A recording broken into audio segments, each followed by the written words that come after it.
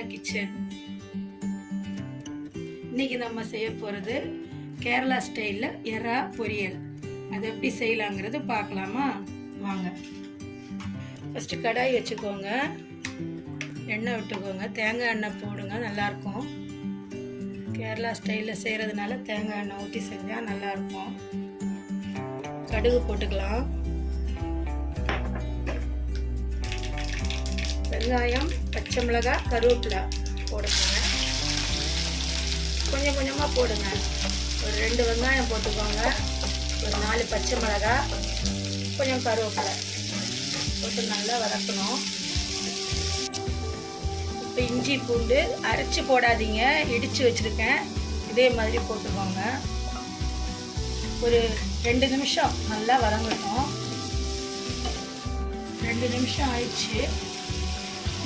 இந்த ஸ்டேஜில் பொடிங்க போட்டுக்கலாம்.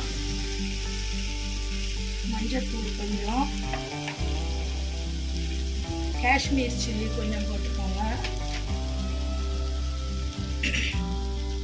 சாதா மிளகாத்தூள் அது ஒரு ஸ்பூன் போட்டுக்கோங்க. அப்புறமா தனியாத்தூள் 1 ஸ்பூன் போட்டுக்கோங்க. தனியாத்தூள் ஒரு 1.5 ஸ்பூன் போட்டுக்கோங்க. நல்லா வதக்கணும். அந்த பச்சை வாசனை போகிற வரைக்கும் வதக்கிக்கோங்க. பச்சை வாசனை போயிடுச்சு.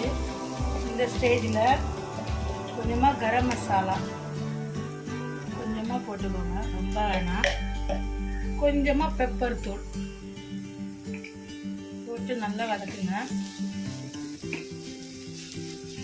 இப்போ நம்ம எறா போட்டுக்கலாம்.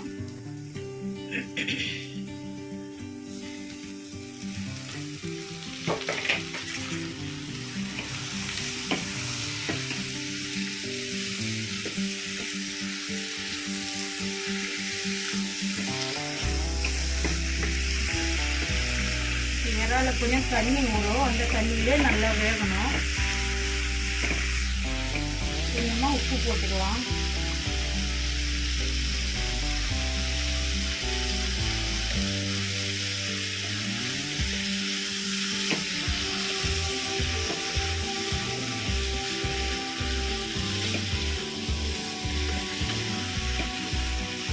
ஒரு 2 நிமிஷம் நல்லா மூடி வச்சு வேக விடுங்க. அப்புறமா பார்க்கலாம். பார்த்தீங்களா, தண்ணி வந்துருக்கு. இந்த தண்ணி எல்லாம் கொஞ்சம் வற்றி கொஞ்சம் ட்ரையாக ஆகட்டும். அதுக்கப்புறம் தான் நம்ம முக்கியமான ஒரு பொருள் சேர்க்க போகிறோம். கொஞ்சம் தண்ணி வற்றட்டும், வற்றினதுக்கப்புறம் பார்க்கலாம். தண்ணியெல்லாம் வற்றிச்சு பாருங்கள், சூப்பராக வந்துருக்கு. இப்போ தான் அந்த மெயினான பொருள் போட போகிறேன். முக்கியமான பொருள் போட போகிறோம். தண்ணியெல்லாம் நல்லா வற்றிச்சு. இந்த ஸ்டேஜில் தான் நம்ம தேங்காய் போடணும். ஒரு 2 பத்தை மிக்சியில் போட்டு நல்லா அடிச்சுக்கோங்க. அடிச்சுட்டு அந்த தேங்காய் போட்டுக்கோங்க.